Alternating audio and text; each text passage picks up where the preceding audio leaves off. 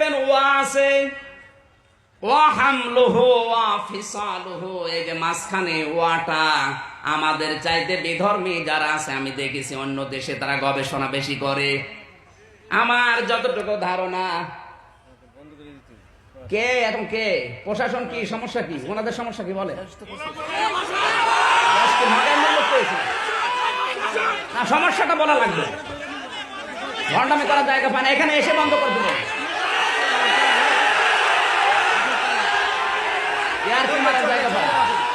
চুপ করেন, মগের মূল্য পেয়েছে, দিন কিন্তু এটা শেষ না, দিন আসবে।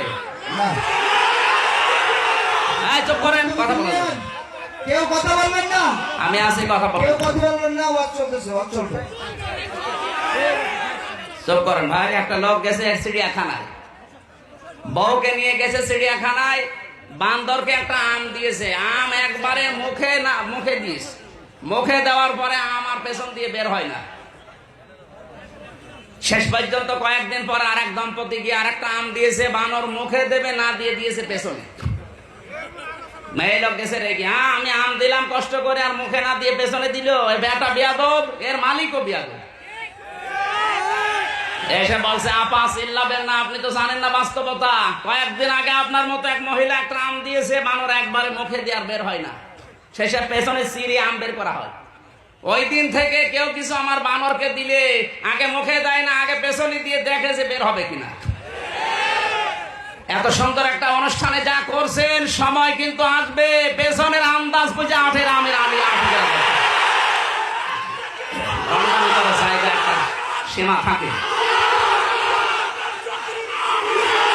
আল্লাহুম্মা আমিন। রব্বানা যালামনা আনফুসানা ওয়া ইল্লাম তাগফির লানা ওয়া তারহামনা লানাকুনান্না মিনাল খাসিরিন। আল্লাহ, বড় আশা নিয়ে এসেছিলাম তোমার কালাম শোনার জন্য, চাতক পাখির মতো আমরা শুনছিলাম। কোরআনের এই কথাগুলো যারা শুনতে দিল না, তোমার জমিনে আমরা বিচার দিলাম। আল্লাহ, তুমি আবু জেহেলের মতো যা পারো করো। কষ্ট স্বীকার করেছে যুবকেরা, এই যুবকদেরকে কোরআনের জন্য কবুল করো। আগামীতে এই ময়দানটা কোরআনের জন্য তুমি ওপেন করে দাও। রব্বুল আলামিন, এত আশা নিয়ে দূর দূরান্ত থেকে এরা এসেছে, যে সমস্ত মানুষের ষড়যন্ত্রের কারণে মাহফিলটা বন্ধ হয়ে গেল, তুমি তাদের ঘরে ঘরে একটা ঐশী তৈরি করে দাও। বারাকাল্লাহু লানা ওয়া লাকুম ফিল কোরআনিল আযীম। আলহামদুলিল্লাহি রাব্বিল আলামিন।